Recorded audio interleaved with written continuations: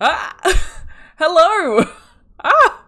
Hello, I need to make sure you can hear Maya. One sec. I didn't fix that beforehand. Ah! What happened?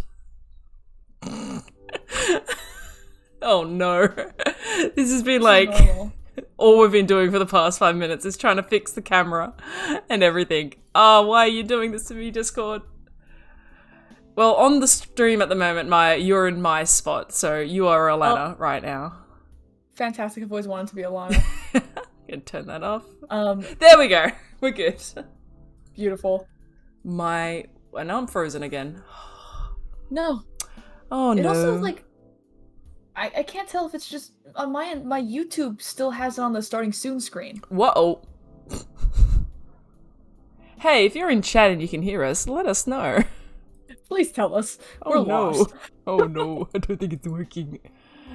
We're very lost. Let me... Oh, it's on. Hello. I had the sound on for YouTube. I think there's just a delay. Okay. So I think we're okay. Just the camera's not working.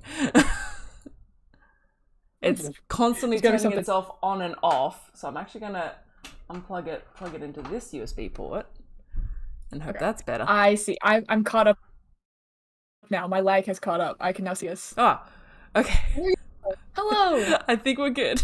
I'm gonna go with it and say this is working. There is a slight lag. There is like a slight delay for the stream. Hey everyone. Thanks for dealing with this. We're professionals. We can do this sort of stuff. We're fine. Exactly. But yeah, we kind of just decided that we were already internally and individually freaking out a little bit about the most recent episode of Critical Role and thought, why not just, go feral together? Let's lose our minds together on this journey. Exactly. So, hi, I'm Alana. I'm Gamma Alana on everything, and I make Critical Role videos sometimes, at least once a year. I kind of maintain that going. And I'm joined by my mate, Maya. Hi, Maya. Hello.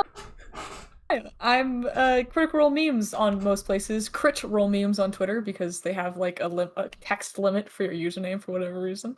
I make bad memes about Critical Role. Very good memes. And very good memes. Thank you. I think all memes are bad personally. And I had a panic attack, but a good one. Because of last night's episode, and I was talking to Alana about it, and she invited me to this because she loves me, so thank you. Yeah, no, I was like actually going to explode. I'm like, who is going to get the feelings I'm feeling? And I'm like, Maya's going to be feeling these feelings I'm feeling. So yeah, so we're going to try and, I don't know, we'll maybe try to keep this around an hour or so. We'll see how that goes. But, just going through the episode, talking about what happened and how we got here. Yeah, there's only a couple things, only a few little things happened, but we're gonna talk about normal. Yeah, no, I don't know actually what I was expecting. Okay, here's a question for you. What were you expecting from this episode before going in? Like, what did you think was going to happen? This is so stupid, but I really thought it was gonna be perfectly fine. Like, genuinely. I love the... I was like, they're set. They've got their fucking airship, and like, it's a bomb, basically. Yeah. They've got Keyleth. How can you go wrong with Keyleth? Exactly. Oh my god. Yeah. They've got Keyleth coming. Like, the fact that they met Bo and Caleb last episode, I was so confident. I was like, they've got so much backup from my Blorbos, who I know are incredibly powerful. Yeah. And how could they lose? It was like, exactly. Like, I thought it was gonna be like a crazy battle and like all this shit would happen. Like, I was so sure, but I was so sure that at the end, like, I thought they would at least like look like they were succeeding for a good amount of time. Yeah. Yeah. I was kind of the same. I was just like, I feel so much better that Bo and Caleb are here. I feel like this is, that's the safety blanket I've been wanting, because I was thinking like, Keyleth, maybe she might not be able to do much. Maybe she'll be fighting on the outside. She might not be able to come in. But she was like removed. Yeah, exactly. Had me nervous. Yeah. But, like, you know, Bo and Caleb there, it's like, sweet. We've got, like, a high-level wizard, high-level monk. They know exactly what they're doing. They know who they're dealing with. We've got this. And they're so experienced. And the ship, it's going to crash. It's going to be great. Fern's going to fly Xandus off the ship. He's going to be safe. Like, oof. Why don't we start at the start then? Oh, you go. Quick side note. Xandus is okay. Xandus is okay. Well, that's, you know, okay is relative, really, because that's true. they're in this pit with them somewhere. They kind of ran off someplace, but they didn't die on the ship crash. And as long as they are alive, I feel better. If anything, they're leaving. They're leaving the area as quickly as they can, as they should. Yeah. Let's start at the start. Let's start because we started with FCG and Fern, and I'm kind of glad that they rejoined the party, because for a lot of it I was stressed. I was like, why the two healers? Why are they separate from the rest of the party? On a pure D&D standpoint of like, no, our healers are separate. But from a narrative point, it was just great for them to rejoin. Yeah, it was weird because I kept going back and like all last episode and then the beginning when they were trying to like when they were still uncertain if they were going to stay or not. The entire time I was I couldn't form an opinion. Yeah, I was like, they should stay. No, they shouldn't. They should go. It was like that. No, I had no idea because it made sense. The plan was solid. Like flying the ship made sense. That was a cool plan, and you know, have the people that can get off, have the people that can disappear, but let's just trust Ira instead, maybe. Exactly. Like, it made sense for them to stay because they didn't trust Ira, but then splitting the party during something like this is crazy, but then they'd land on top of it, so they'd just be there, right? But then I like how as a whole party the Bells Hells kind of decided, no, we won't trust Ira, like this is the plan, we're sticking to the plan, and then you know the adults leave and FCG and Fern are like, well, I guess we're going to trust Ira, this is fine. They left the two people the most willing to trust Ira out of the whole party. Fern, who's also a Fae and is like, his morality makes sense to me, and FCG, who is misguided. Yeah, FCG's got some decision troubles at the moment. Yes. Some decision-making unskills. I have never seen a self-proclaimed therapist friend more in need of therapy themselves, and I know that's a myself. Lot of therapists. So, you know. Yeah, no, that's been a concern for a while. That's a whole other stream to talk about FCG and that fucking coin. Literally. Yeah. Oh my god. But no, I was really keen that they came back and they joined with the party. Yes. That made a lot of sense once it happened. Yeah. You know, like once the decision was made and they were going, I was like, I'm glad that they're gonna get back together. And it gave us like full blown mech FCG in the tank. That was cool. That was just like, that was really cool. And I saw someone talking about this. That's our first potential hint for the idea that maybe FCG could like update their body. Like, that's cool. Which I don't know how I feel about that. Like, I like it, but I'm like, yeah. There was so much just touched on in this episode that has larger ramifications for the rest of this campaign, and I don't even know where to start with that, so I won't. Yeah, it was the first kind of moment where also, like, FCG talked about taking out the ponytail of wires and cords at the top of the head, which has been, like, one of the biggest theories, like, I've been speaking about with people of, like, what's going on with the top of FCG's head? That? Like, that's not how they were designed, surely. This is you know, they're falling apart up there a bit. But the idea that it can interact and connect with other Aeorian robots is really, really exciting. Oh my god. I was so, like, for someone who, like, thinks as intensely about Critical Role and, like, stories in general as I do, I am so surface level when it comes to like certain things. Like, I saw that art and I was like, pretty art, and I didn't even think about his hair. Like, it makes makes so much sense now. Yeah. I don't know. That's amazing, actually. No, I've been the exact opposite the entire time. I'm just like, what's going on with the head? Like, where's the rest of his head? Holy crap. No, that was really cool. We got like, I thought, and I said this on Twitter, I think the first half of the episode was really solid D&D. That was like a really fun session. They were doing really well too. All the kind of checks they had to come up against, all the of deception was really good. Imogen nailing every deception check was so sexy of her. I love the having Orem in the hand as a prisoner and just be like, yeah, we got this fucking dude. Like, ragdolling him around. Oh my I God, love that Orem. Sort of stuff. I love kind of sneaking into places and you know, just talking bullshit. Let me know if I'm jumping ahead here. No, please. The setup that they almost caught Odahan in. Oh, I really, I'm so torn on that. Because on one hand, I really wish it would have happened. Okay, all right. No, it's okay. Like, we can jump ahead. We can jump around. This is what this stream is for. Yeah. This I agree. That was like one of the things of like in hindsight. Obviously they probably should have dealt with Odahan then.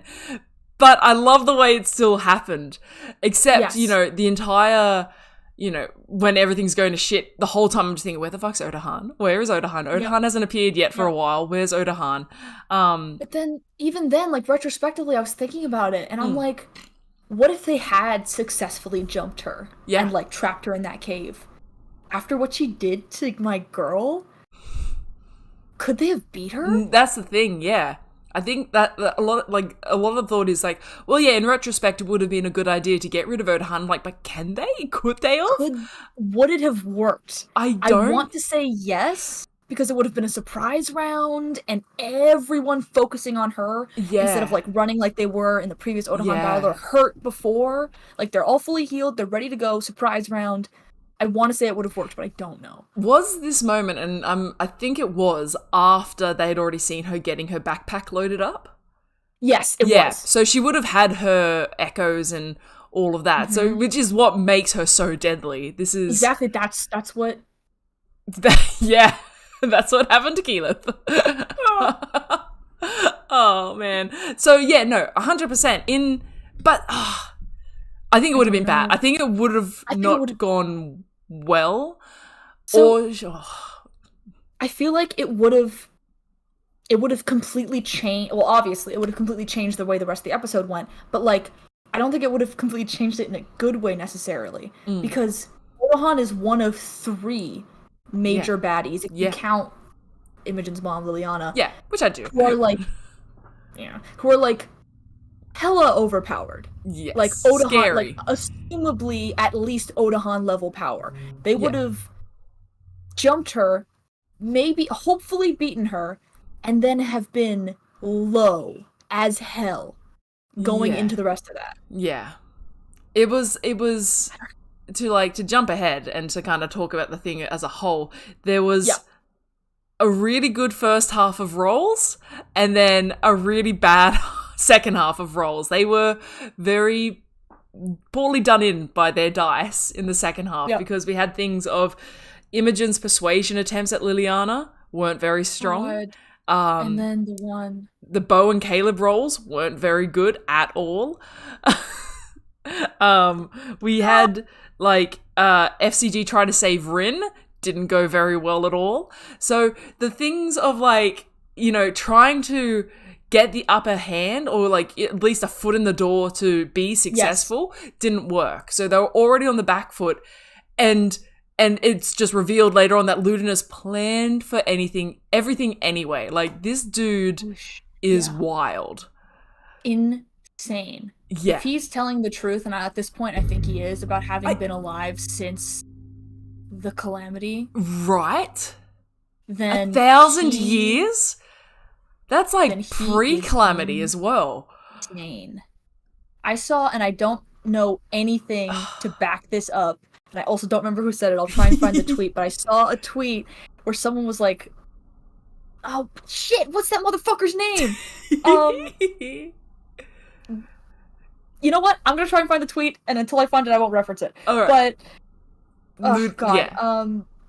fuck. The one thing that I wanted to say about Odahan Mm. is about Odahan, and if they had successfully jumped and beaten her ass in the cave. Yes, they would have been low going into the second half of that fight. Yeah. But also, it feels like Ludinus's plan to drop Keyleth was super reliant on Odahan. Yes. So I really wonder how that would have changed things, right? I'm thinking the same thing. I'm wondering if Otahan would have even bothered with the Bell's Hells if they had gone to attack her. If she might have just... We should just have run? She could have just run. She could have called in reinforcements. She could have been worse. Tried to disable them. Yeah, no, there's... this is kind of like a perfect question for Matt for the next like full-sided dive, or for like the after campaign discussion. Just like, what were the variables? What were the kind of paths that could have gone had they fought I want to know so bad what his branching plan was, because I feel like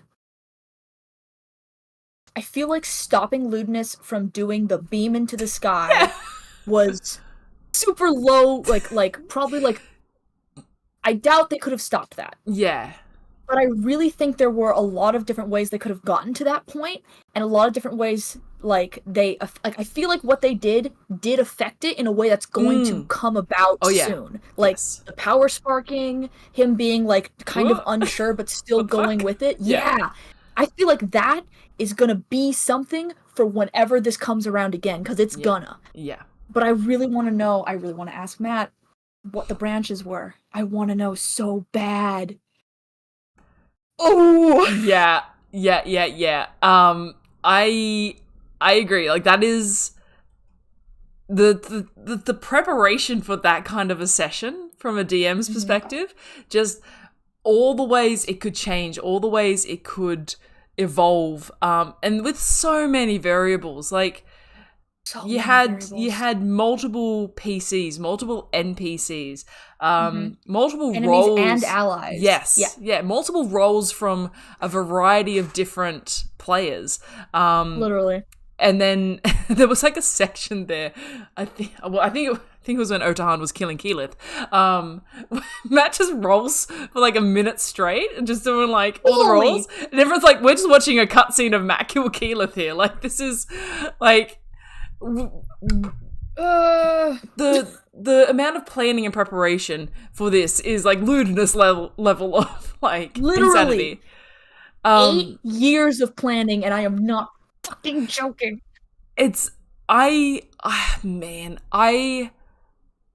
Look, I'll admit, this campaign, it's obviously been a bit different to the other two campaigns. It's been a very much a build-up. Like, the first 50 episodes, if you compare it to Campaign 1 or Campaign 2, they've been build-up episodes, you know, doing regular D&D shit.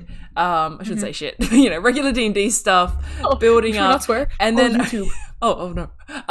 And then around episode 50 is where shit hits the fan. So, like, if you look at around episode 50, Campaign 1, it's the Chroma Conclave, which... a lot of people kind of feel like is the start of Vox Machina's story. Yes. If you look at campaign episode 50 of Campaign 2, it's when they hit Jorhas. Like, they're getting into Jorhas, and that is a branching path of Campaign 2. And Matt said what they do in Jorhas drastically changed the rest of the campaign. I'm really excited that this has happened. Now again, on episode 50 of Campaign 3, we see essentially this campaign-changing event that's going to lead off. I'm seeing people call it the prologue of 50 episodes. Yes. See, that's what I want to talk about. It really feels like that. And like, okay, so... it really feels like that, which I love, first of all. I love. Because it's like, prologues normally, when we do get prologues, they're like, in whatever media form, they tend to be like a couple episodes max, right? Yeah. Having like a full arc that's fully prologue, so you get to know intimately know what this cataclysm is that is going to cause all the coming conflict is fucking cool. Yeah. It's also like stories, generally speaking, especially from stories we've seen in D&D, especially stories we see in Critical Role, they always take place in the middle of a like time period. Yeah. Do you know what I mean? Like Campaign 1, Campaign 2, smack dab in the center of what people in the world would call an age, right? Yes. Like Calamity was ages ago. Post-Divergence. Yeah, we're in... Exactly. Yeah. The Exandria Unlimited Calamity is an example of the other kind of like style, which is right at the end of an age. Yes. Right? We, with this, theoretically, are going to get to see middle, end, and the beginning. Yes. Oh, fucking cool! It's really fucking cool. Like, we, so on, the What the She podcast, which I do with Nico Nielsen. Yes. Shameless plug. We have been speaking about for a very long time about how we think whatever this event is, it is going to bring forth a new age. This is going to be literally the fourth age of Exandria, or whatever number we're up to. But whatever number. But if that makes so much sense, because you can't just start a campaign saying, we're doing campaign 3, hey, it's a new age, it's the age of Predathos. Like, it makes sense to build up and show us how we got there. And the fact that, you know, I'm not going to say that because I want to talk about that later, but the fact that, you know, all these major players are involved in it, and and it is this world-changing event. We know the Apogee Solstice does shit like this. The Apogee Solstice broke free the Betrayer gods. The Apogee Solstice made the Raven of Matrons become a god. Now we're seeing this entity potentially released in a new age of no gods. Could you imagine Critical Role Exandria with like no gods? Like the gods have been destroyed and a new pantheon needs to be made. Like, or do we even need a pantheon? Like, I'm going down the Ruby Vanguard path here. Like, it's literally terrifying. It's terrifying. And what you just said, I can't remember the exact phrasing of it, but like oh fuck, it's gone from my brain. What was it? It was so good. You said a thing. It was like the age of Predathos, the gods, it was like starting a campaign and being like, this is a new age. We have been in this world for 8 years. Yeah. Right? So that is a, like, from both like a storytelling standpoint and like a like metagaming standpoint, where it's like Matt being like, I know we have an audience. It is so cool on both those levels to be like, there's only so many stories that I feel like I can tell in this age in my world. So I want there to be a new age. You're gonna make it happen whether you want it to happen or not. Yes. Ringing the bells, hells, and basically making them unwilling pawns into the start of this new age. They're the reason Keyleth's there. Yep. Like, that's a major point. Cool. Yeah, no, and it's like, it's the fucking bells hells too. Like, it's so good that it's them. I've often said the bells hells, they feel more like adults than some of the other campaigns, but at the same time they're more fuck ups than the rest. They're true adults. They feel like true adults in the sense that adults are flawed and fuck ups. Like, that's what it is. I love them. It's wild that it's them. It's wonderful. I'm so excited. I'm terrified and nervous for what's to come. But let's keep talking about how we got there. Let's keep talking. Yeah, we jumped ahead, huh? Yeah, we jumped ahead a little bit, but that's all good because that's what this is about. Hell yeah. Oh my gosh. So I thought it was going pretty well. I thought everything was going pretty well. Even when Otahan came in and decided to leave, I'm like, okay, that's fine. We're going. This is good. We can get to Liliana. We can, try to talk to her and bring her to our side or disable her somehow. Caleb and Bo are still out there. We've got stuff coming. Yep. Keyleth's on her way. Like, we've got a chance. And then it's like Ludinus started immediately. And it's just like, and I think you could see Matt was like on that wavelength of Bo and Caleb disabled the weave protection or whatever it was, the magical protection. And I think the Bells Hells and the players were like, okay, well, let's go do this now. And Matt's like, Ludinus is starting. Ludinus is saying time to go. That was the catalyst for him. That was the moment where he was like, I'm not fucking waiting anymore. Yeah. Which could be partly his folly.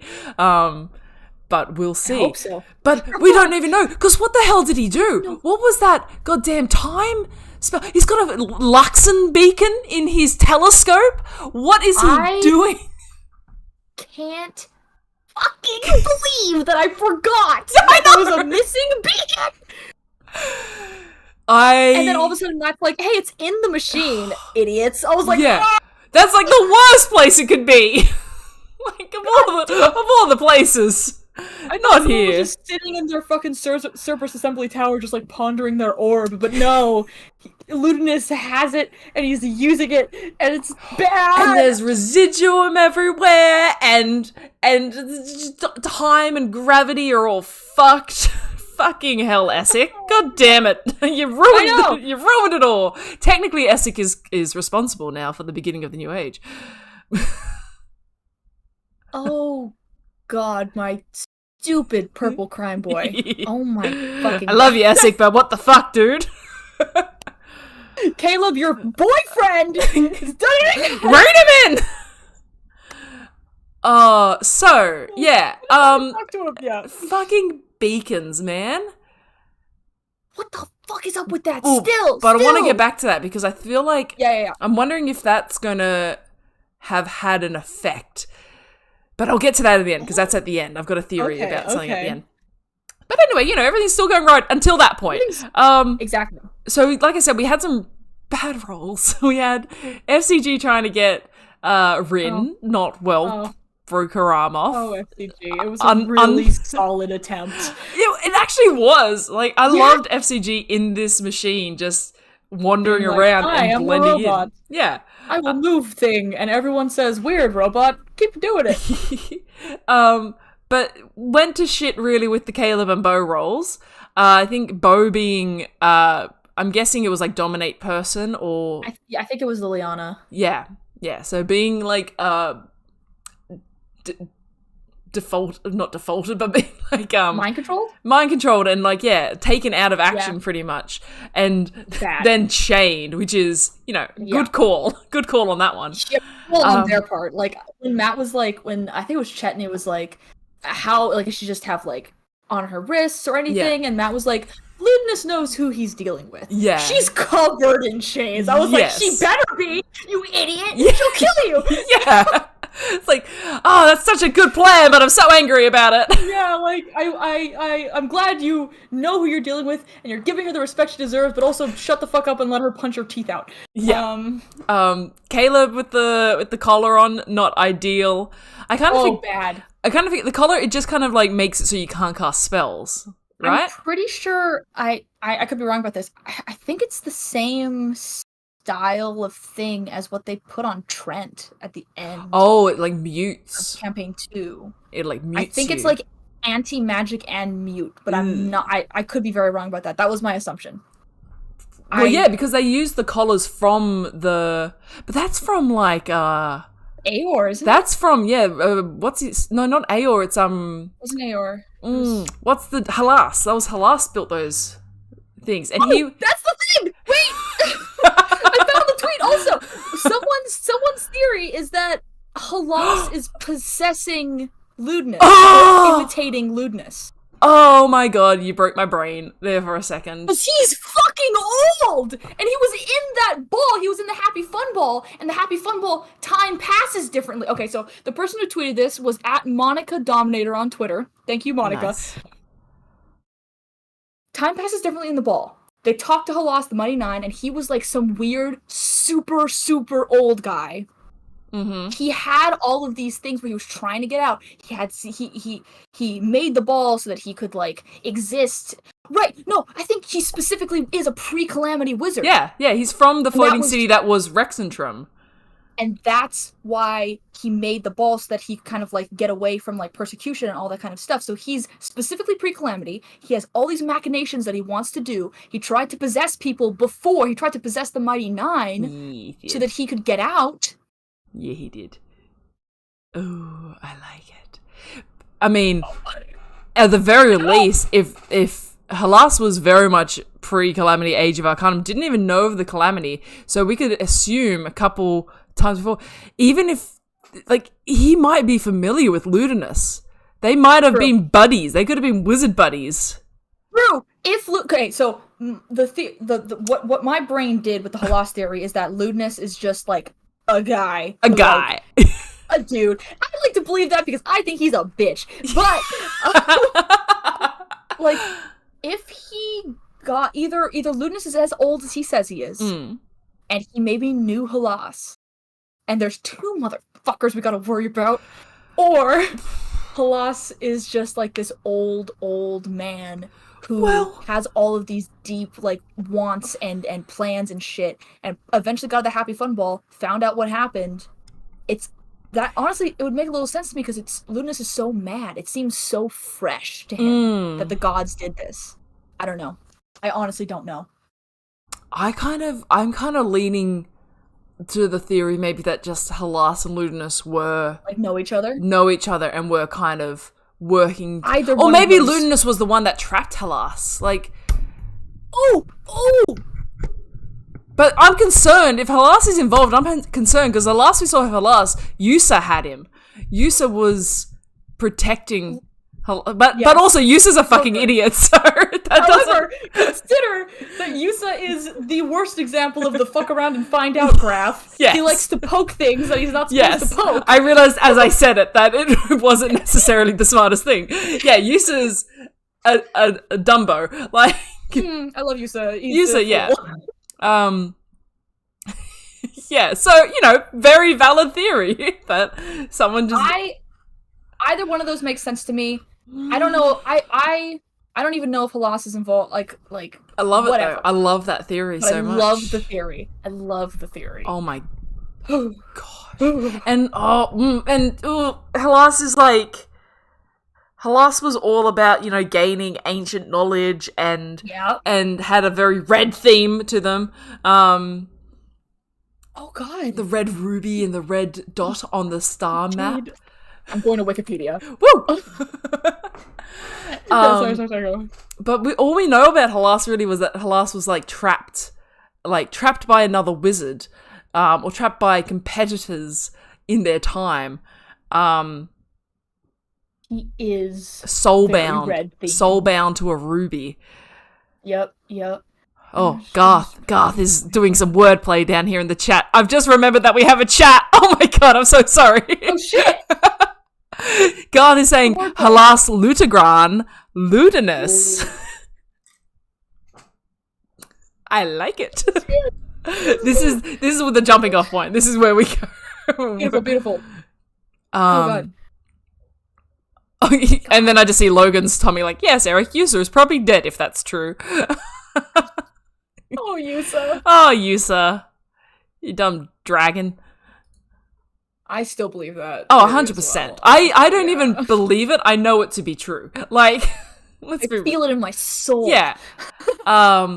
Yeah, I love that. I love that that's come up, that there is a potential connection between the two. I just love theories. Imagine They're so that much fun. Dickhead comes back up this campaign. Halas, yeah. Or Yusa, like... I am of the opinion that most of these power-hungry dickhead wizards would really benefit from just, not even a magical one. Oh, we went two different directions. I was gonna say a punch to the jaw. I was gonna say, a full, just, one solid sock. I don't want to break any bones. I just really, when you slapped sense into someone? Yeah. You just need one good one. Have you ever watched Community, the show Community? I've seen clips. Okay. I've seen a lot of clips. There's like a whole episode about how one character thinks he can do anything and he's the best at everything, because he remembers a memory of his mom saying like, you're the best and you're going to be the greatest child to ever grow up. But then he remembers the true memory, and it's the mom saying like, oh, it's not actually true memory, it's all in his head, but it's all about saying like, you're going to be okay at some things and really bad at other things, and that's okay. Other people might be better than you. And it's like, that's what these wizards need to hear. Like, exactly. You know, you can be really, really good at some things, but Jesus Christ, calm down on the rest. Like, you don't need to be. I think it just comes with the territory of being a wizard. I agree. It comes with the territory of being a wizard, and it comes with the territory of being a bully. Yes. I think you just gotta give them one good backhand, and you're fucking sorry. Was Halas elven as well, or was Halas human? I have his Wikipedia page up right here. Human, interesting. Human wizard. Interesting. He is also super, super red themed. What the fuck? Yeah, right? Sorry, go on. But that's the thing. The whole thing was like, you know, there was like a Ruidus on the star map that they pressed, and that's what sent them to the dragon, which isn't really connected, I guess. But we've got just the ruby, we've got soul trapping and Age of Arcanum bullshit. Yeah. Stained glass panel in the library showing the layout of the plans that did not include a representation of the divine gate, suggesting that it was designed before the gate was created after the calamity. Yeah. What? No, it was created before the calamity because it doesn't show the divine gate. Oh, sorry, yes, that it was created because the gate was created. Yes. My bad. Yeah, no, so fucking it's weird. But it just leads back to the whole thing of the mage hunter. What are they called? The mage hunter golems? That like yes, the mage hunter golems were in the thing. Yeah, they're Halas's design. So where have they come? Unless they are specifically an Age of Arcanum entity and an Aormaton or something. They might be an Aormaton. I can't remember. Yeah, but Ludinus clearly knows about these things and has access to them. But like. That's it. That's the piece of the puzzle that was missing in my head. Because I knew the Mage Hunter golems sounded familiar. Yeah. Like, I knew we had encountered them before. I completely forgot that it was in the Happy Fun Ball. It was around Halas. Yes. Fucking hell. Sorry, go on. No, it's all good. It's all good. It's just, it's too much. It's too much. It's too much. Yeah, I love that theory. I didn't even think of, like, even the Mage Hunter golems, I was thinking, like, oh yeah, Caleb's had a collar like that before, but I didn't even think of Halas. I didn't even kind of make a connection. I'm writing it in big letters in my notebook. Yeah. Halas. Yep. It went right over my head. Like, when I saw that tweet, I was like, that fucking makes sense, but I hadn't even considered it. Ooh. I'm swearing a lot. I can cool it off. No, it's fine. I can go harder if we need to. Like, yeah, I can go harder. You want me to go harder? I'm Australian. I can go harder. Okay, yeah. Yeah, no, holy shit. I love that theory. That's a cool. I'm sorry. You said Halas's name relevant to something, and then I panicked. Yeah. So we can go back to what we were talking about. I'm so sorry. Well, anyway, Caleb's fucked.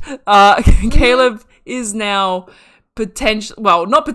is in a situation where cannot access magic, and I'm trying to remember how they got it off Caleb last time. I think it was they needed a high level to spell magic, correct? Yeah.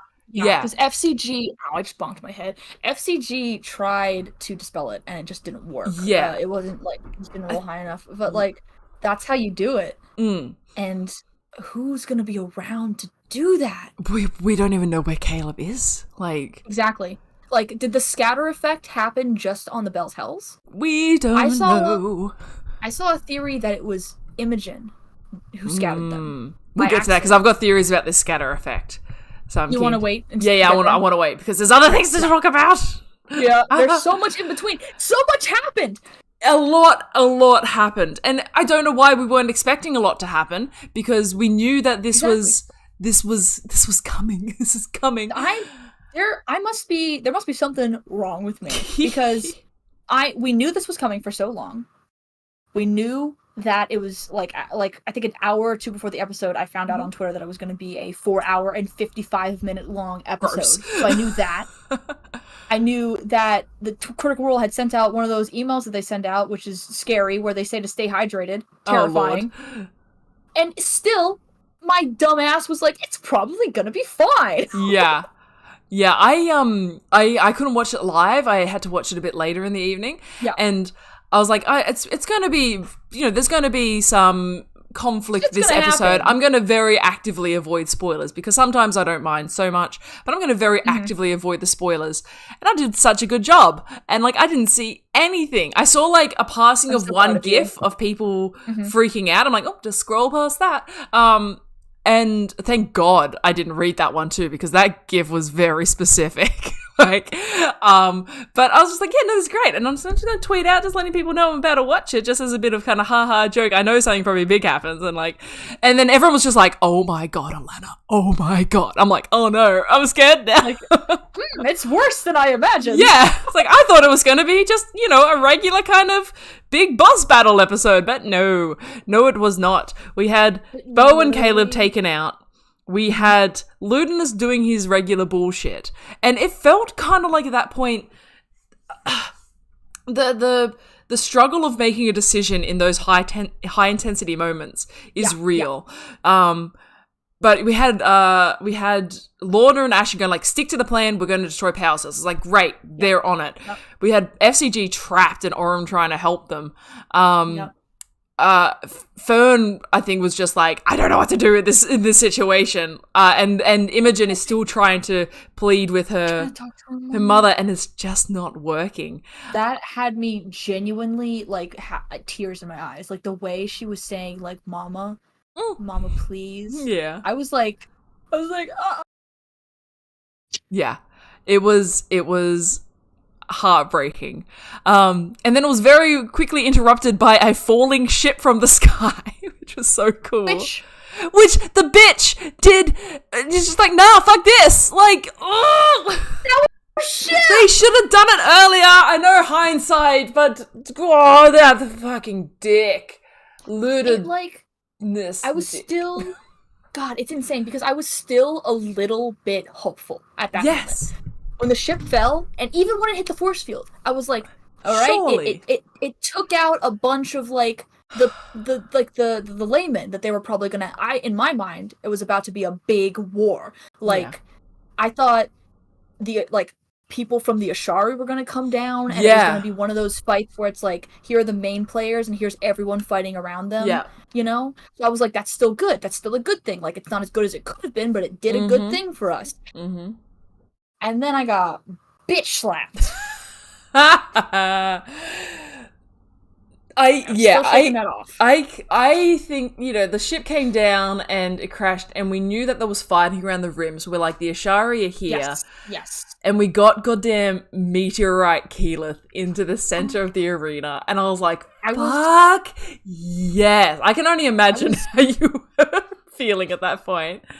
I was begging. I was pleading. Like, right before Keyleth showed up, I don't know if you saw these afterwards, but I was tweeting like some kind of psychotic, I was like, where's my mother? Keyleth, please, where are you? Like, we need you right now, mama. And then she showed up, and I was like, yeah. It was... I'm not well. No, it's completely valid. I get you. I understand where you're coming from, because that was me a few moments later. It was so fucking cool. I was like, we got fucking Cannonball Keyleth again. She's gonna wreck shit up. No, what's happening? No. What the fuck is Power Word Stun? I want to kill you with my own two hands. Ludinus, the left. I had to Google Power Word Stun 5th edition, and it's one of those bitch-ass spells that just works automatically if you're under a certain amount of hit points. Any kind of the power words are just like, fuck you. Like, yeah, we get it, you're a big wizard. Like, look at me, I can cast spells. You stupid. What a dick. You ruined it, Ludinus.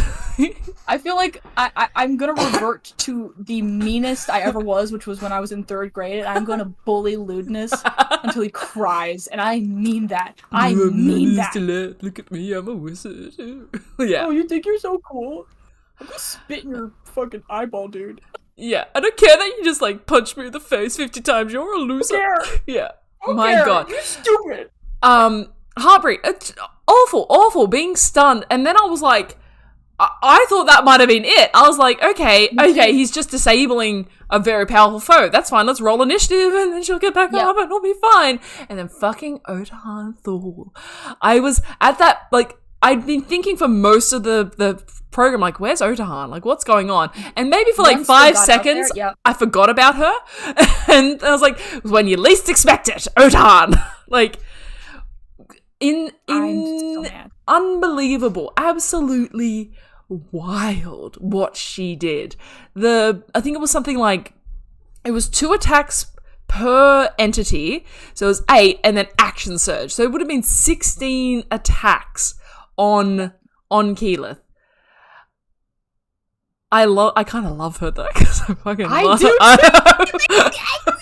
That's fucking hot. Like, holy shit. That is so. And then Matt was like, and she action surges, and Taliesin said, yup, and I was like, it's like, oh my god, that's actually really fucking sexy. Holy shit. I was like, hello! Get off my Keyleth, first of all, but hi! Keyleth just got whomped, and it's kind of, it's not funny. I'm not gonna say it's funny. Not funny, but it's kind of funny. Because it's really on brand. It's really on brand of, like falling from a great distance than taking a lot of damage. Keyleth, love of my life. Keyleth, love of my life. Composure. She's a level 20 archdruid. Yeah. She is one of the most powerful people on the face of the planet, in my personal opinion. One of. She's also Keyleth.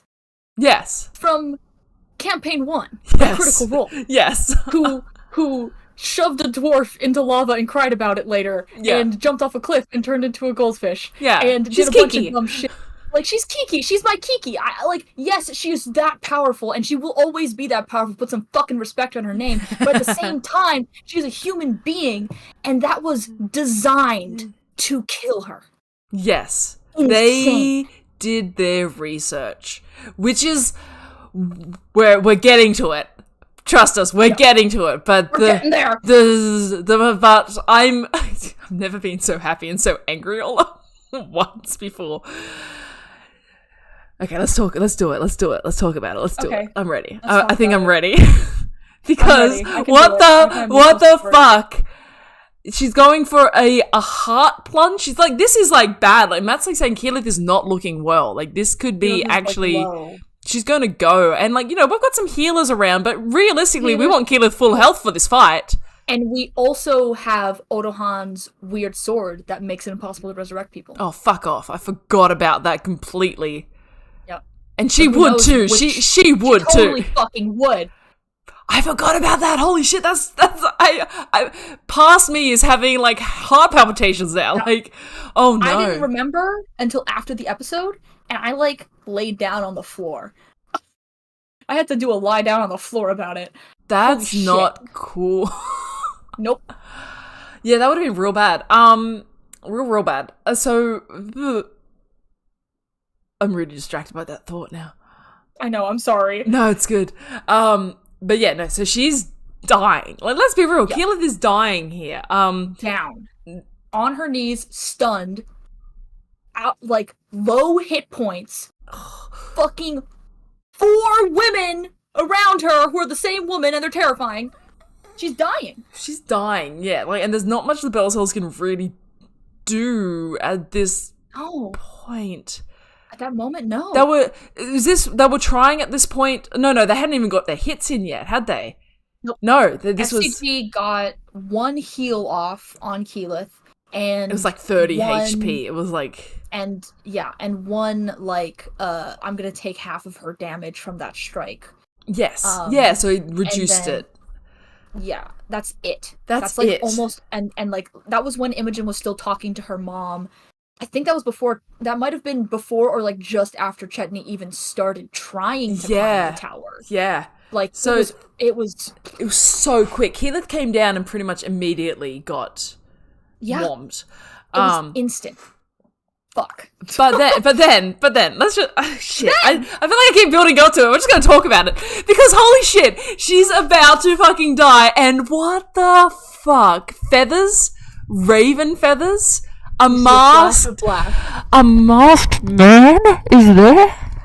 You see a flash of black and a sky. I think I might start crying again. I feel like I'm about to start crying again because I cried. Like, I'm crying. Maya, look at me. This is ridiculous. I proper sobbed. Fucking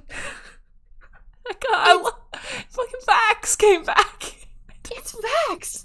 I'm actually crying. This is bullshit. Stop the stream. What the fuck? He came. Okay. 2 campaigns. 30 fucking years in game. A deal with the goddess of death to be her champion for the rest of time. A full, you are dead. You are gone. You are this person's servant on the opposite side of the divine gate for the rest of time. The one glimpse we ever got of him post campaign 1 was Vex's wedding. Yep. And he was different. He was different. He was like, he was not all there. Like, the parts of him that made him Vax, the parts of him that made him mortal were, like, gone. And then we see him last night, and not only is he there, against literally all odds, against the will of the gods, against the fucking divine gate, against death, against everything, not only is he there, he's himself. Yeah. Don't you even dare? Standing over the love of his life? Are you fucking kidding me? I went back and watched that scene like 5 times before I moved on. It might be one of my favorite moments of Crit Role. Watching Liam's reaction as well, like that will make me cry even more. It was fucking beautiful. This is gonna be incoherent for the rest of the stream. But what? I'm not even speaking English at this point. My heart exploded just because I was like, I love this boy so much. I've spoken about it so many times, and like, I can't. Oh fuck me! I can't like really adequately share how much I love this character. It's and like not impossible to put into words. I'm happy to be labeled a crazy fanboy, fangirl, whatever. It's okay, but it's kind of beyond that a little bit with how much I appreciate and love this character. This character is so much meaning to like a lot of people, but to me, just so much meaning. And you know, it's spoilers for campaign 1. It sucked when he died. I feel like we should say that. It sucked when he died. It really did. But there was some beauty to it as well. And I had the closure. I hit the point where I was like, I'm prepared. I'm good for this. I never thought we'd see him again. I honestly... I never thought. That's fully what it is, what you just said. We had closure. Like...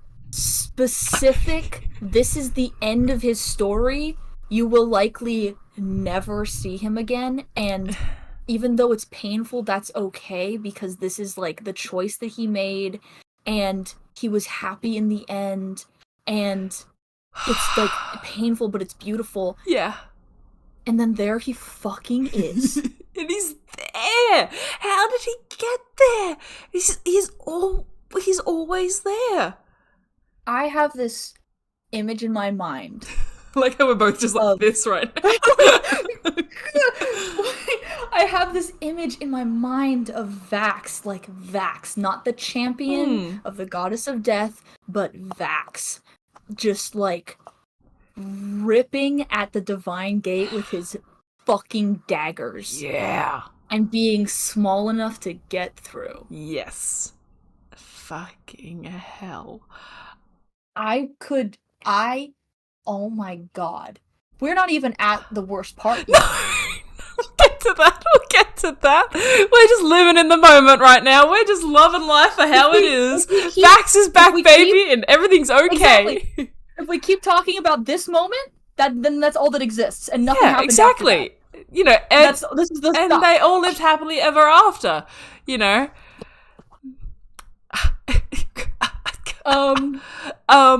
Yeah. I'm fighting ghosts over here. But it was amazing because it's like, yes.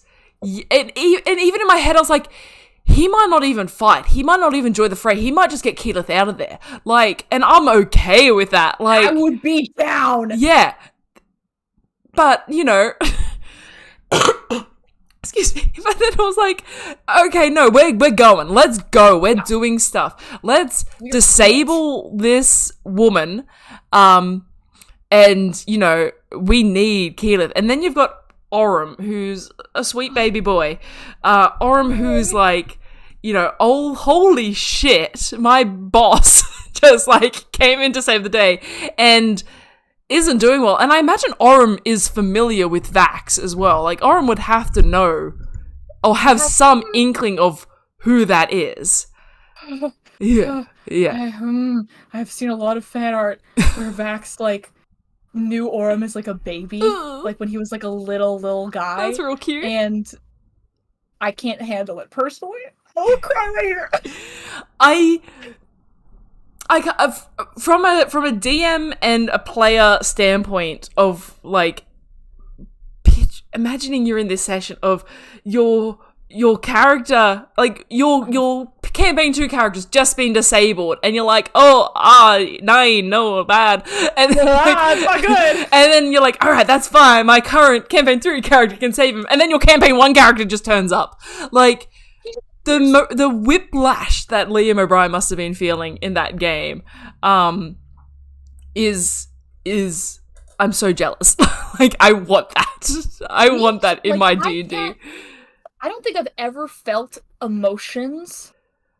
I don't think I've ever felt an emotion even close to what Liam O'Brien experienced last night.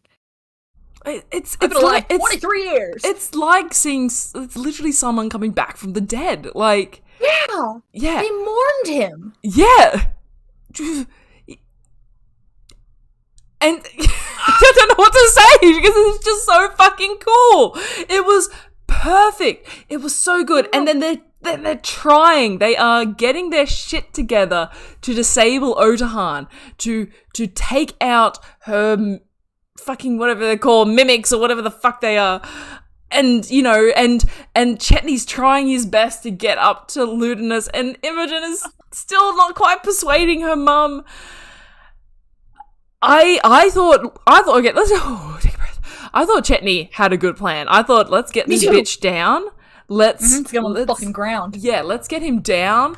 Let's get him away from this thing, or at least get a closer look at what appears to be the main part of this device, which at the time I thought was the lens that they needed. But we're getting, that was something else. We'll go through that in a second. But but it felt positive. It felt good for a moment. After the dip of feelings of, oh no, Keyleth is fucked, it's like, we might have the chance. The fucking, the exact same chart, 2 different charts, but the exact same chart would be my heart rate monitor. Yep. And the ups and downs of that episode. Yeah. Like, things are kind of going okay. Things are kind of going okay. Oh shit, Bone Caleb are captured. Oh shit, Keyleth's here. Oh shit, Keyleth is being stunned and beaten the fuck out of. Oh shit, Vax is here. Yeah. I don't like Imogen's mom. I have such mixed feelings about her, to be completely honest. I don't. I understand the kind of like, well, you know, what has she been told? What does she really believe? What is she, you know, what is she working towards? What are her motives? I'm just like, no, you're fucking with the people I love. Yeah, see, okay. Here's what it is for me. That part of being like, oh, I like what was I told, or like this or that. Yeah. She's an adult. Whatever. You're a fucking adult. Use your brain. Yeah. You want to end the world because your head hurts? Shut up. The other thing though, with like her relationship with Imogen. Yeah. And like her love for Imogen, that gets me. But other than that, I'm like, hey Liliana, grown ass woman. Yeah. Get it together. See, I'm even off the end. I'm just like, oh, you feel bad that your daughter's here? Like, oh, too bad. Like, you gave up that chance to feel bad about your daughter being here. That part too. Yeah. That part too specifically, but it was like, the fucking... when Imogen kept being like, Mama? I'm coming. I'm doing this. Like previous. Even Why are you surprised? I told you I was going to be here. Yeah, she was like, I'm coming. I'm doing this. She kept being like, no, run. And Imogen kept being like, I'm not doing that. At that point, Liliana, do you know what the definition of an insanity is? It's doing the same thing and expecting a different result. You're a grown woman! Sorry. No, I'm on board. I'm very angry with this lady. Like, just make... But it's D&D. It comes down to dice rolls. It is a game at the end of the day.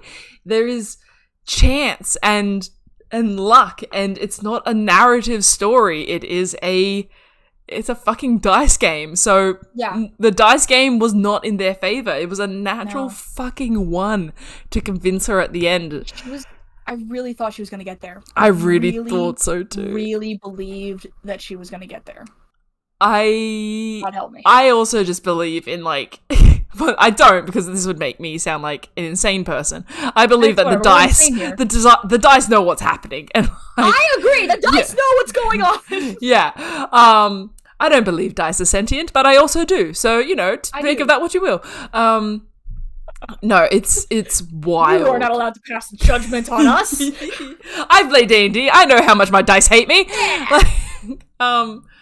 It's wild. And then the elevated joy of Vax being back and like, still struggling to comprehend. I was still like sobbing through. I'm just going like, it's like, oh my god. Yeah. Oh god, it's amazing. I'm so happy. Oh no.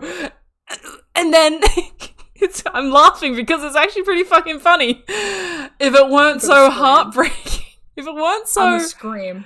If it weren't so, like, horrifying and, like, actually fucked up. Like, I kind of felt bad for Liam. Like, it was...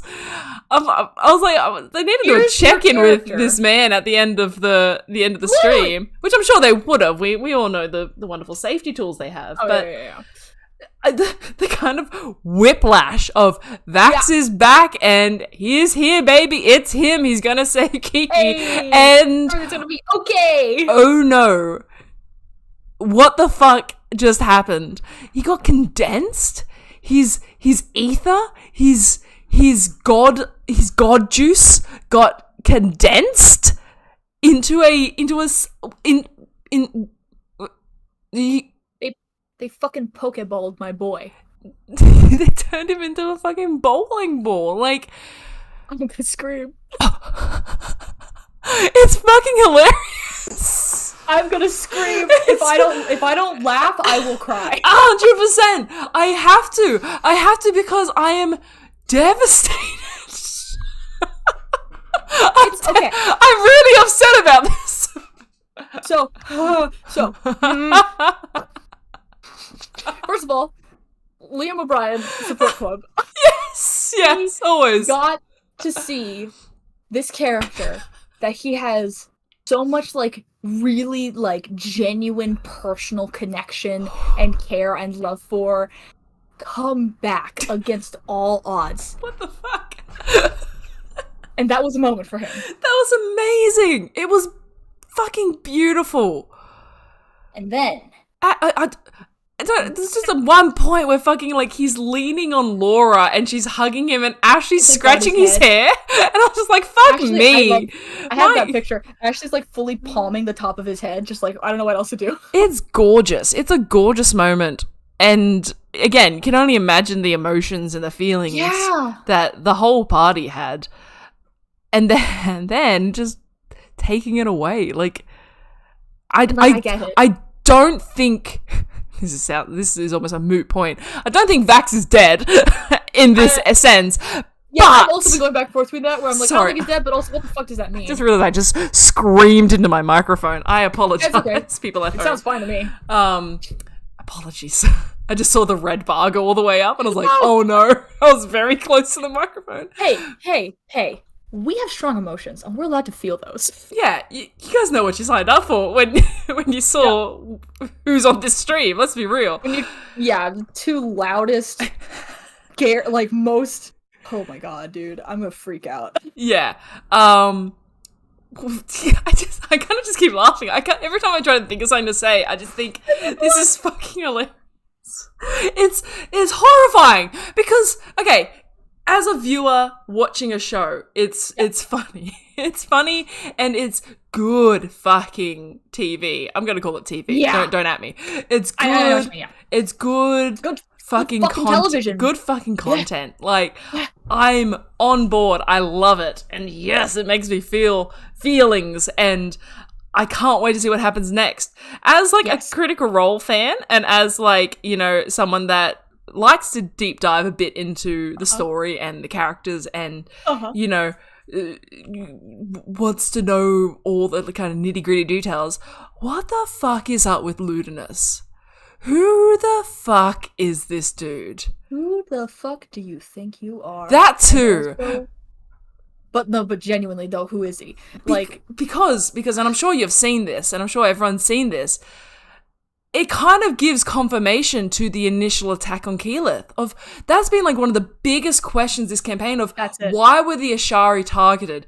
The event that led to the death of Derrig and Will and so many Ashari members, and the attack on Keyleth, for what purpose? For what reason? Now we fucking know it was just to get Vax there. What the shit? I have several thoughts about this. Hold on just one moment. Several. My brain's on fire thinking about the planning of this. Okay. Yeah. Jesus. Okay.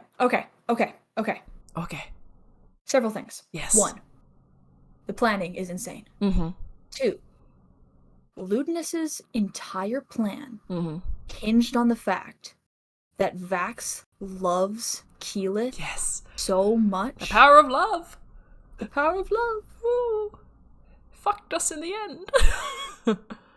Yeah. 2nd, would you like to hear a really, really painful Tumblr post? I do. I really do. Hit me. Trimmed Bush Productions. Amazing. Anyway, they say, wait, god damn it. The attack on Keyleth years ago, this is why, as they were saying. They wanted to test if attacking her would draw out Vax. They wanted to draw her attention so that she'd get tangled up in all of this. That's the missing reason. That's the puzzle piece we didn't have, and then this is the painful part. Oh, nice. That's why Orm's family died. Because the villains needed to make a point to someone important. Because history repeats itself, and Will and Derrig were just bodies hanging from a tree. It's the fucking sun tree all over again. I don't know if you can see it. I just got pins and needles. Yeah, I can see it. It's the fucking sun tree all over again. It's some bullshit, asshole, overpowered villain who cares not for any human mortal life, hurting people because of their fucking inner machinations. I'm gonna pop like a balloon. Ludinus has to die. I'm if they don't kill him, I'm going to dive through my computer screen and beat him to death with my fists. And I'm not joking. It's D&D, so when we talk about people dying, clearly we were talking about D&D. Oh yes. Hey YouTube. But Ludinus is a fake man. But let's be real. Ludinus is an elf. Trent should have died. I was I was upset by the fact that they didn't finish him, and I get the growth reasons, and I get the need him for judging bullshit. Sure. But dude deserve... I Kill him. feel gross saying it because it feels almost too real. But no, fuck that guy. Fuck that guy. Kill him. Fuck Ludinus. This is... I saw a thing... Also, speaking of Trent, I saw a thing in chat. It was a while ago, so I don't know who said it. I'm so sorry. But I saw someone in chat say that the collar that's on Caleb right now might be Trent's collar. Because Ludinus is part of the fucking Cerberus Assembly. What if he just yoinked it? I would argue in that sense, which is horrifying, I would argue of Ludinus did not like Trent. Ludinus was not on board with Trent. That I agree with. And I could see Ludinus being like, fuck yeah, you took Trent out for me. I don't need to do it myself. I think all of Ludinus's plans for the past 1,000 years, Insane. This is a man that lived in the Age of Arcanum, which is, concerning in its own right. But this person lived through the calamity. The calamity wasn't a single day. This lasted hundreds of years of Destruction. horror and destruction, and the gods using the surface of the planet as a battlefield, and has now seen civilization build itself back up to the point of, getting... But that's what breaks my brain a bit, how this person can see how civilization has rebuilt itself and thinking, nah, this is bad. No, I'm gonna wreck this, actually. Yeah. What a dick! What a dick. I'm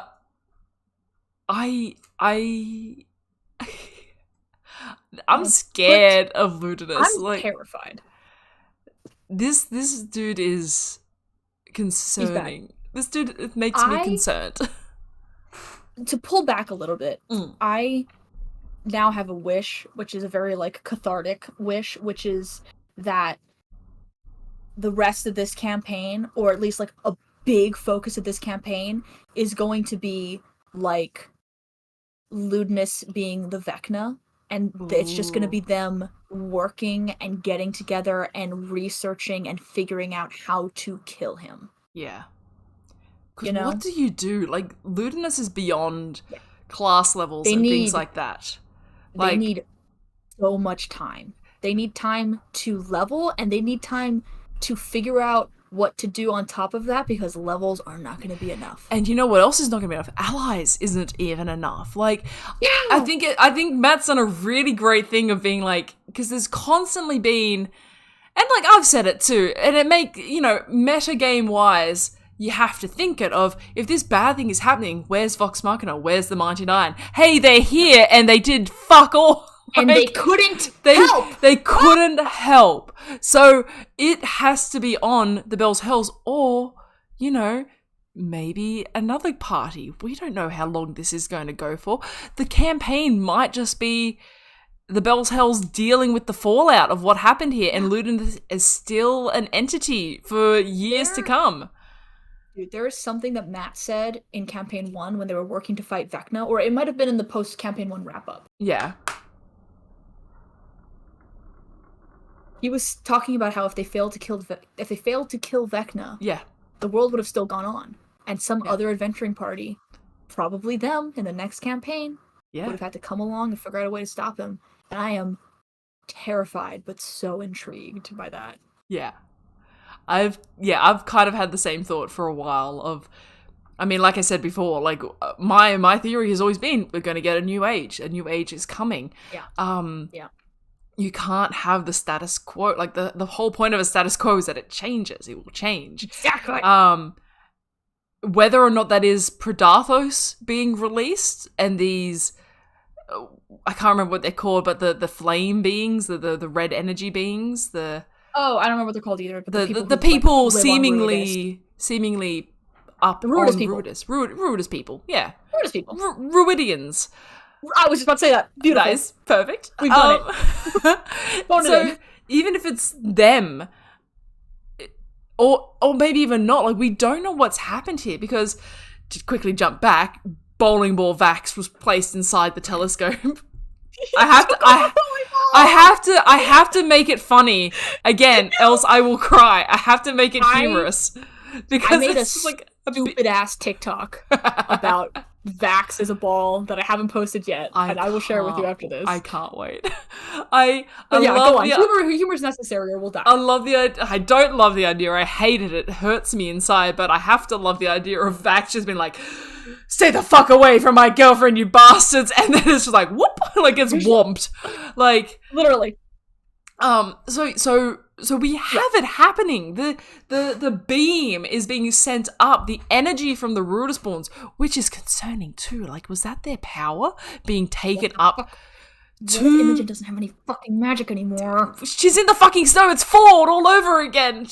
You're in the graying wastes with no power. We're going to Utherdurn. It's a repeat. Let's get Rainy in here. Like, it's. I'm just going. Let's get Rainy in here. Yeah, let's get Rainy in here. Rainy seems to be the missing piece of getting a fucking magic user's power back when their shit goes sour. Mika Burton. Yeah. I don't have her phone. I was like, fucking hell, Maya. Yeah, let's see what happens there. But the thing has happened, and it's shooting up, and I'm guessing. Here's my thinking. They did just enough to at least not make it completely successful. Yes, that's where I'm at too. I think it is happening. It hasn't happened. Yeah. I think that there's still time. I don't know if it has to happen within the apogee solstice. I that's the thing. It's like I have no fucking. I truly, and I have to believe this. I have to, or I'll cry. Yeah. That the shit that they did something good. Yes. It had a positive effect. They can't see it right now because everything is hell. They did so well. But they did so well. They did everything right. You know? Yeah. So, I have to believe that. And the thing that I think is keeping me alive right now, in spite of everything, is the fact that the potential for what's to come next is so delicious. Yeah. There's so much to do. Can you imagine? Can you imagine all the missions that are there for them to undertake? Freeing, like, I don't know, like, who knows what's going on? In my theory, these are the things that are floating around in my mind that are keeping me sane. The Belltail's going on a mission to free Caleb and Bo. Maybe they meet up with Yasha and Essek along the way. The Mighty Nine go and find Keyleth again to like figure out what's going on. Here's my favorite: the Mighty Nine go steal the Vax ball. Sorry, the Bell's Hells.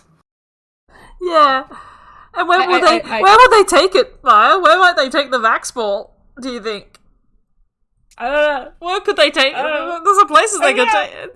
They go find, like a high, let's say, safe lordship somewhere with a high-powered cleric that might potentially be able to break them. Maybe a special temple of the Matron of Ravens is also there. We'll just go to Whitestone. Let's just look at the bowling. Let's go bowling in Whitestone. I didn't even think of that.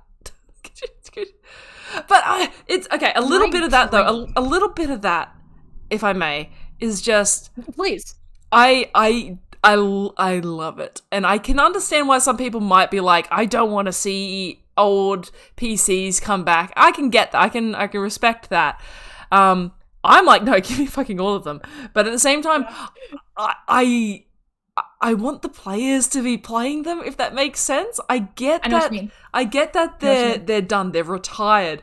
But the thought of a Vex and Vax reunion.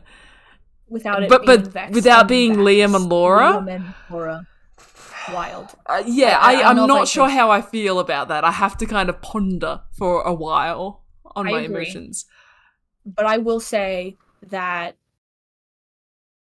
the core of that idea, which is that all of these episodes up until this point, and then this horrible disaster of a attempt at stopping the bad thing from happening, despite all of them doing literally the best that they could have done. Yes. Is set up for such amazing stories to come. And I am so excited. I I'm 100% on board. It took me a little bit of time, I think, to get into this campaign because it's a hyper-focused campaign.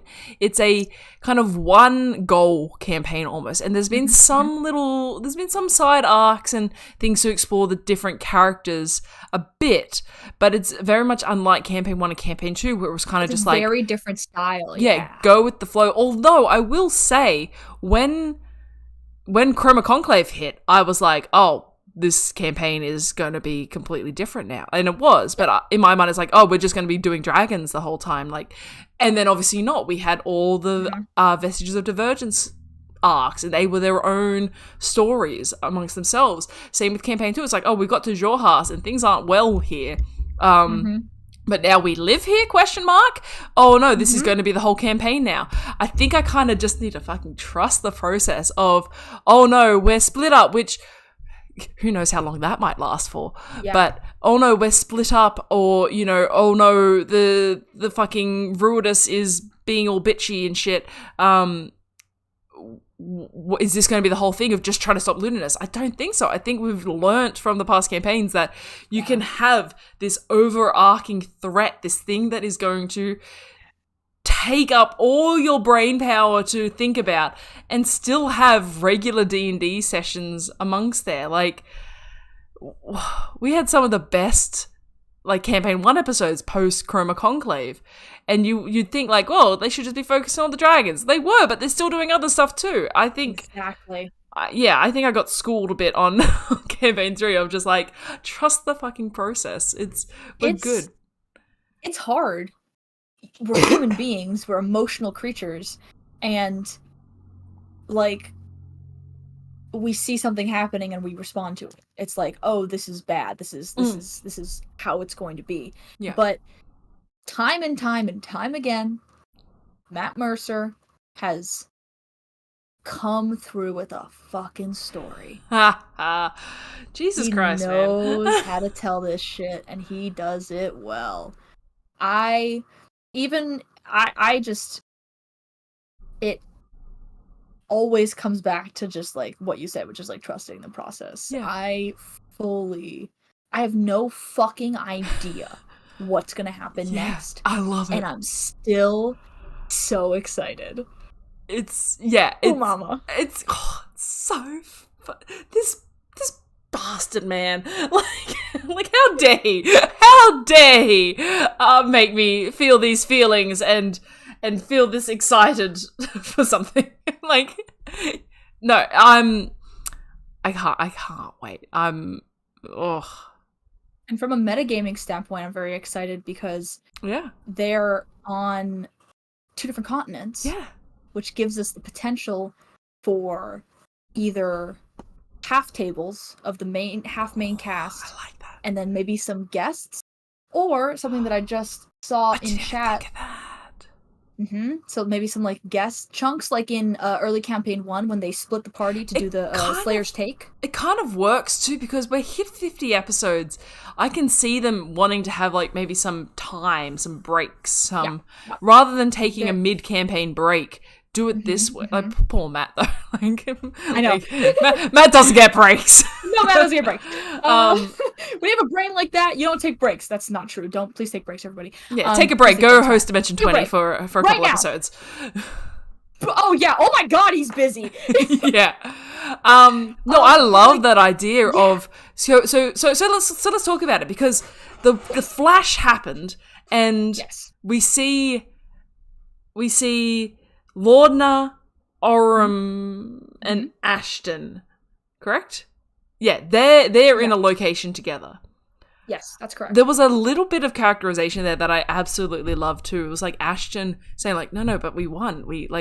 Ashton is not doing well, I don't think. People need to check in with Ashton all the time. Let's be real. But fast. Yeah. God, and thank fuck Orim's there, because I love Orim Ashton scenes. It's going to be so good. Me too. I'm really excited, especially with the stuff that Orim told Ashton told Laudna about Orim. Oh, they're the perfect trio. I didn't even piece it together. That he hasn't gotten to talk about. Let's fucking sit down and cry it out. I'm keen.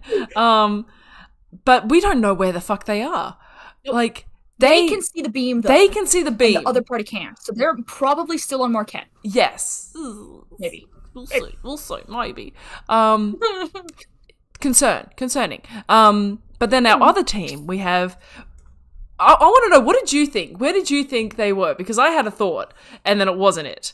But when they said, like, FCG's in snow and powder... I was expecting Matt to say, like, you look over at, like, the plains of snow and you see, like, a lava river. I thought he was on Islecross, and I thought they were at, like, the Aor site, but... That was my first thought. Yeah, but... That was my first thought. But graying wildlands is cool too, I guess. Like,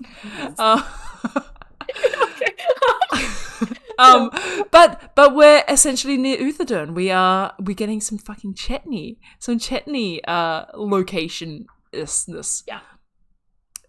And again, that brings me back to what you were saying about the Chroma Conclave and there being so many cool stories within that weren't just focused on the dragons, including backstory stuff. I'm seeing a lot of people saying this is Chetney backstory time. Yeah, baby. I'm down as hell.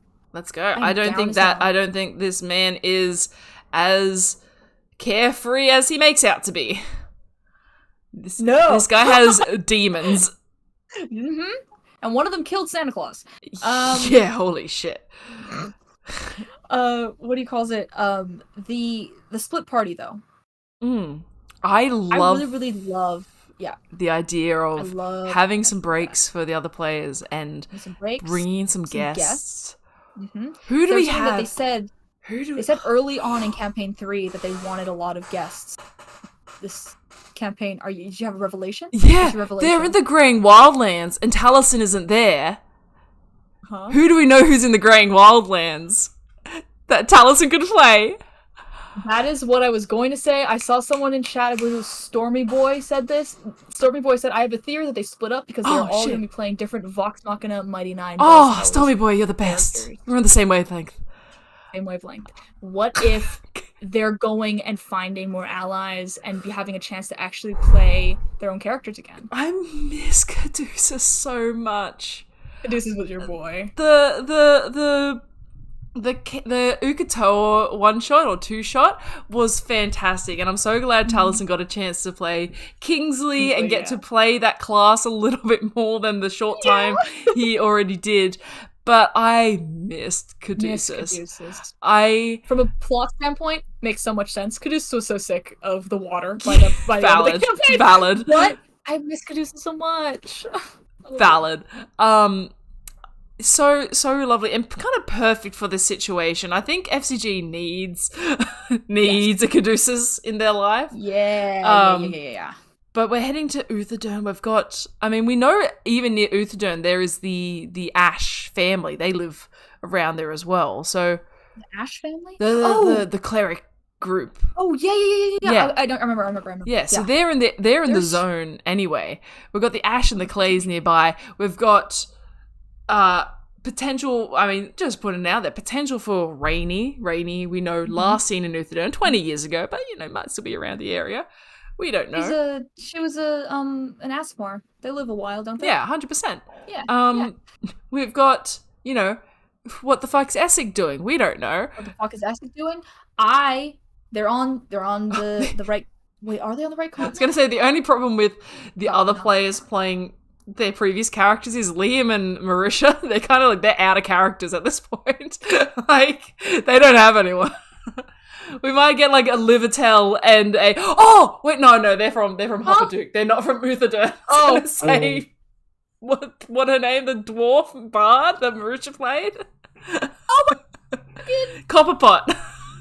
Yeah, Hazel Copperpot. That's off the rails. That's a terrible theory. Slightly off topic, different continent. Kind of got debunked by Matt already, but who knows going forward? That was just for this episode. Matt's a liar. But the Crown Keepers, Dorian, Opal, especially with the pokes that we got, something's weird's going on with Opal. Yeah, Opal's not doing well. And also but we know that this is a threat to all gods' existence. This is not just going for the prime deities. We have to understand, and this has been like this has happened before. Like the betrayer gods and any of the lower gods in all D&D, they are still self-serving. They might want destruction and control and you know, all these terrible deception and, you know, death and bullshit. But at the end of the day, they will put in the work to stay alive. Even if that means doing the right thing. Yeah. So, Lolth herself, who we know is, well, you know, meta, we know is very much about being alive and having her empire and being in control and, you know, getting shit done. I don't think she's going to sit down and take this lightly. And if we see now that her potentially unwilling champion or, you know, or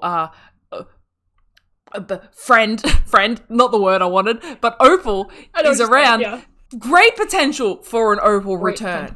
Great potential for a fucking... I don't know, who else is there? Tiamat's not going to do bullshit about this. She's not going to be like, fucking let a red moon rule her. Get Arkin in here as well. Like, what the fuck? There's so much potential, and if I try to think of all of it, my head will explode, so I'm going to let Matt do that. Yeah, it's exciting. It's really... really exciting, and I just can't believe we had to go through Vax dying again to get there. Like, he's in the Pokeball. He's fine. I choose to believe that he's fine. Could you imagine the Raven Queen, the conversation between Vax and the Raven Queen? Vax is like, "I'm fucking going," and she's like, "You're fucking not." Wait, time. Someone in chat, Yasha. Yeah, Storm King's champion. Fucking Cord, yeah. As if Cord is going to be told what to do by a moon. Sit down and take that shit? Fuck no. Get Yasha in here! Sorry, go on. Now I'm thinking about Yasha, because her fucking wife is involved. We don't know... I keep seeing... Oh my god, I keep seeing fan art and tweets that's like Yasha across the globe having like this terrible feeling. Bo getting mind controlled, which is shit that happened to her all the time. Don't fucking even go there. We know what happened to the Bell's Hells because they're the ones we're conscious of. Yes. We don't know if everyone else also got fucking zapped to a million other places. We don't know why it happened. We don't know how it happened. I've got my theories. I think there's like Luxon did it, Imogen did it, Liliana did it. Yeah, they're fucking up at the power sources did it. We don't know, like... Was it divine intervention? Was it just, you know, a mistake? Did Ludinus also get sent off to fucking somewhere as well? Whether or not it was like what happened in that, if who got sent, who didn't, who did it, if it was on purpose, all that shit adds so much variable. Because if Caleb Go and Caleb... Imagine Caleb getting just transported to like a random forest with the collar on his thing, just like, oh fuck. He's just like, alright. What the fuck? That dude. Yeah, it'd be really funny. Yeah. Okay. It adds so much variable. We have no goddamn clue what's going on and what's gonna happen. None of them do. Nobody knows what's going on. What? Ah! I'm gonna lose my mind. I'm confused and I'm scared and I need Vax to hold me. Please! Jesus Christ. That's I just keep saying it's exciting because it is. It is. I keep returning to the fact that there is so much potential in this story and we don't even know what that means, and that's so exciting. I think I haven't been this excited about potential since Campaign 2 and they were friends of Jorhas, where the Bright Queen's like, you are with us. And they succeeded in getting Veth's husband back. I can't remember his name. They got him Yeza. They got Yeza back, and I was like, they fucking did it. They've got a free pass to the world right now. I don't think I've been as excited since then until now, where it's like, what is going to happen? I mean, obviously I've got like hopes and wants and things that like I would like to happen, but I'm just here for the ride, baby. I'm just gonna I Live am it. gonna sit back, cruise, probably have a couple more panic attacks, Mm-hmm. in a positive way. And it's gonna be fucking amazing. It's gonna be fucking good. This story is going places that we cannot theorize, and I am so ready for it. I am Yeah. so ready for it. New age. Let's go. New fucking age. And like that's the thing is like God, the unknown is killing me. The days between right now and Thursday are killing me. Yeah. I just want more information. I just want just to want know more the answers. I just tell me the answers. Like I don't even need to Like- watch the show. Just tell me what's happening, please. Did the device succeed? Is it currently in the process of succeeding, but it's not there yet? Did it like work, but it only got half off, so it didn't fully succeed? Like is Ludinus still with the device? Did he get scattered too? Depending on if that scatter was a purposeful thing or not. Where are Bo and Caleb? Where's Keyleth? Is Xandus okay? Is Xandus okay? Is Ira okay? I guess. Oh, we didn't even fucking talk about Ira. Like, Nope, Jesus. we didn't fucking talk about Ira. And then also like what you were talking about, which is like in these worlds when things happen, you think to yourself, where is the heroes of this realm that we've already met? What's Vox Machina doing? What's Mighty Nine doing? Yeah. Do they see this shit happening in the sky and Yeah. think, oh fuck, Keyleth was talking about this, or oh fuck, Bo and Caleb were talking about this. Where are our friends? Do we need to go out there? What's gonna happen? What's gonna happen? I don't know. I don't know. It's so good. Oh my god, chat. Liz Sanity 102. When Kiki was getting hurt, I was wondering if she was wearing her necklace. Do you think the rest of the Vox Machina could tell she was in trouble? Fucking great question! Oh my god, Tarian's just crying in a corner again.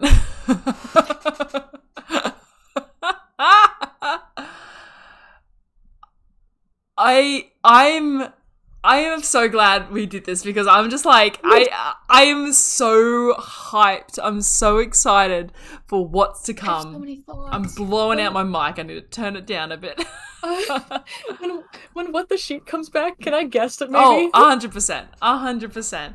This is like, and that's the thing, like, I was just like, I need to talk about this. It needs to come out get of it me. out. Yeah, because the people in my real life, the people like I know in real life that even watch the show, they kind of watch it more casually, and it's like, I'm like, I want to go feral. And I can't go my friends. Exactly. My friends and family, they love me. They know, they're used to me, and I info dump about the things that I enjoy. Yeah. But there's a difference between like calling your fucking sister and being like, you're never gonna believe what happened in the D&D game that someone else plays tonight, and she's like, ah, fuck. Yeah. Versus talking to someone who can like talk back to you about it. Yeah, and has the same kind of like history of like understanding the characters and just feeling the feels.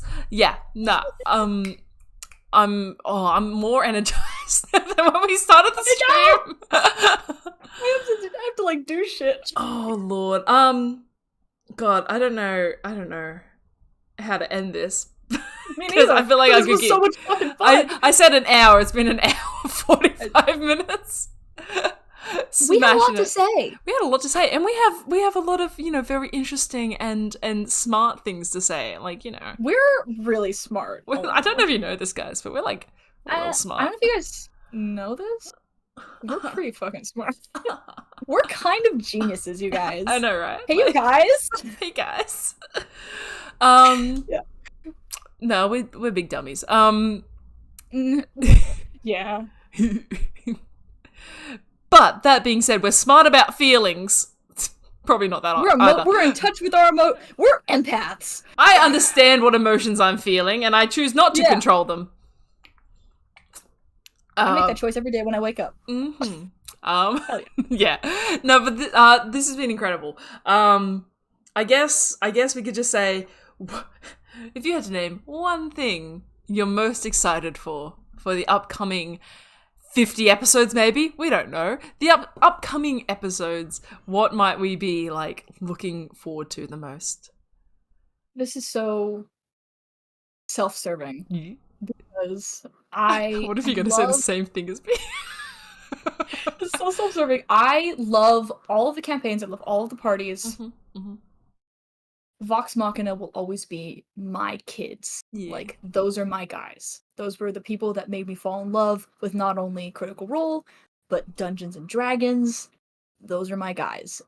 They're my blorbos, to use internet language. I will always, always have a special place in my heart for them. So all I can think about is them finding out about Vax and what ripple effect that may or may not have to the larger story. Like, what if they join the fray to get him back? Give me Old Man Grog. I need Old Man Grog in my life. Where's my picture?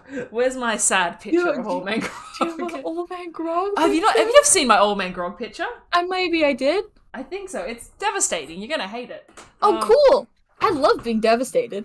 It's my Old Man Grog picture. Oh, we haven't seen that!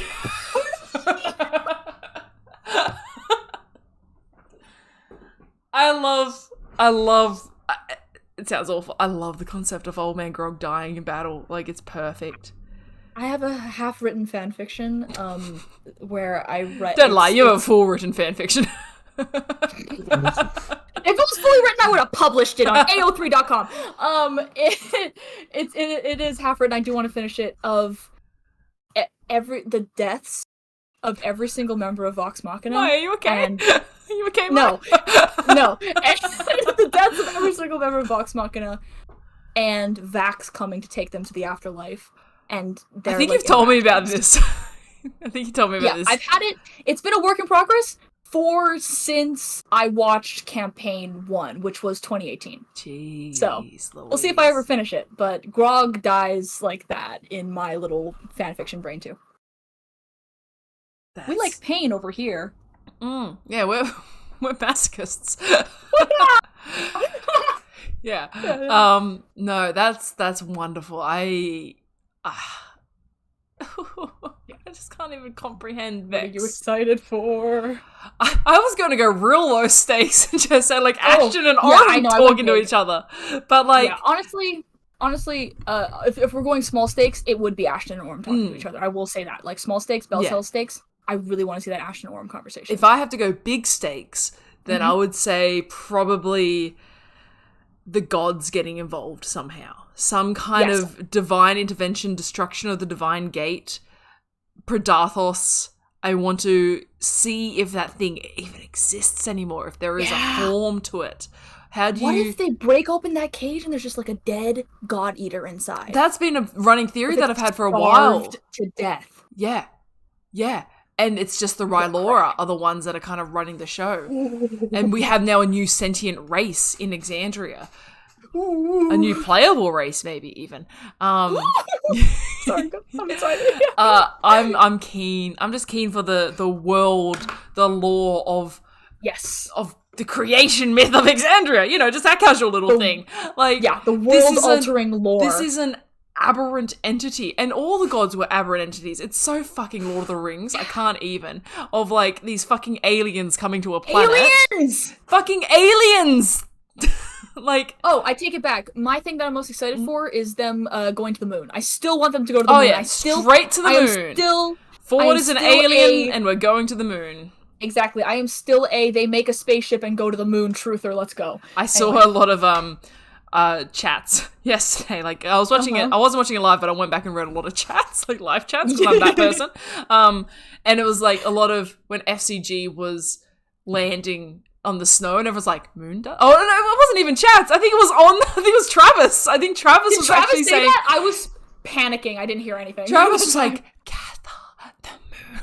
And I was just like, oh, ole, let's go. Like, oh my god. Yeah. No, give me the big stuff. Give me the big stuff, but also give me like a soft little Ashton Orim scene where Ashton's kind of broken and needs to be fixed. Yeah. Terrible person. No, I'm right there with you. Broken characters are so much fun. Yes. I like it when they're sad. Give me the sad boys.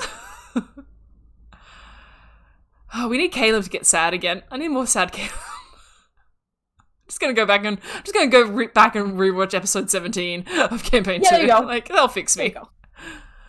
My that will word. surely fix me. Yeah, this is all I need. More depression. On that positive note. Thank you, Maya, for joining me. Thank you for inviting me. Oh, this was so much fun. It's so good. We'll have to see what next episode's like. We might do this again. We'll see. But no, thank you everyone in chat. I'm sorry I didn't read chat as much as I thought I would. I was looking at it. I think also there is a bit of a delay. I think there's like a 1 minute delay. So it kind of, I would read a comment. I'm like, what the fuck are they talking about? I have no idea what I said 20 seconds ago. So I'm going to try and maybe look into that too and see if I can get less of a delay so we can actually chat along with you. But thank you so much to, I think we might have hit like 70 people at one point. We're at 76 right now. Oh, that's wild. That's like really, really cool. It says 78 now. It just jumped up like 10 people. Guys, we're finishing. Go away. Like, it's over. It's done. But thank you so much everyone for jumping in and having a chat. This was a lot of fun, and I hope it was kind of as cathartic. Or it wasn't even cathartic. I don't feel catharsis yet because I'm so amped up, and I'm so... I feel worked up. I'm worse. This was a bad idea. Like, this has made me worse. What's that meme where it's like, I could fix him. I could make him worse. It's me. Yeah. I could be made worse, and we just made me worse. I'm glad I could accommodate that. Yeah. But thank you everyone so much for joining. I'm going to figure out how to stop the stream without stopping it midway through a conversation. And then I'll see you guys later. Oh, just quickly, Maya, where can people find you? CritRoleMemes on Instagram and TikTok. I'm trying to do TikToks now. And CritRoleMemes on Twitter.